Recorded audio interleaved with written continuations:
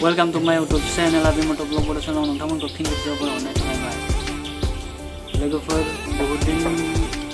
माने गिदिं खमाय मोनथ'वाखैआनो हावाना मोनसे लोगोफोर मट' ब्लग खामानिया लाबोनो हानाय जाथ'वाखै मानो होनबा फारसेनिफ्राय दा फादाराबो गैया नालाय डिउटियाव साकरि मावनानै डिउटियाव थाङो ओमफ्राय आं हारसिं जायो बिदिया बोरमासो नायना इखैजा आरो दखानाव थांनाय जायो बेनिखायनो आङो खमायखौ मिलायनो हाथ'वाखै अननानै लोगोफोरा फुल सापर्ट खालाम आरो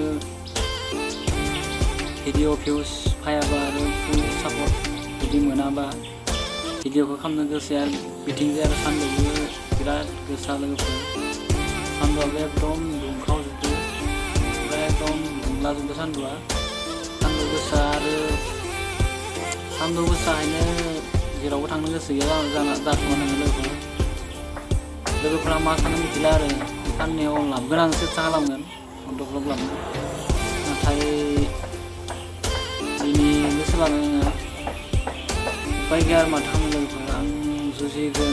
नोंथांनि सापर्ट नांथार आं लोगोफोर आं आसा खालामो जाहाथे आं साक्सेस जानो हायो आं साक्सेस जानो लुबैयो लोगोफोर आं नाथाय जाया मानोबा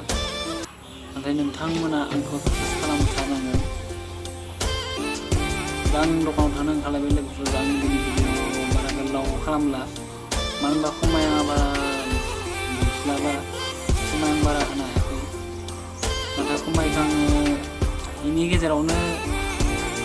नालाय आं बेलासे टाइमाव खमाय दिहुननानै खालामोन नाथाय दिनै एकदमबारे खामानिया सोलाबथाराखै थ' लोगोफोर सापर्ट खालामला आं जाहाथे आं मट' ब्लग अरायबो लांबाय थानो हायो जाहाथे मोजां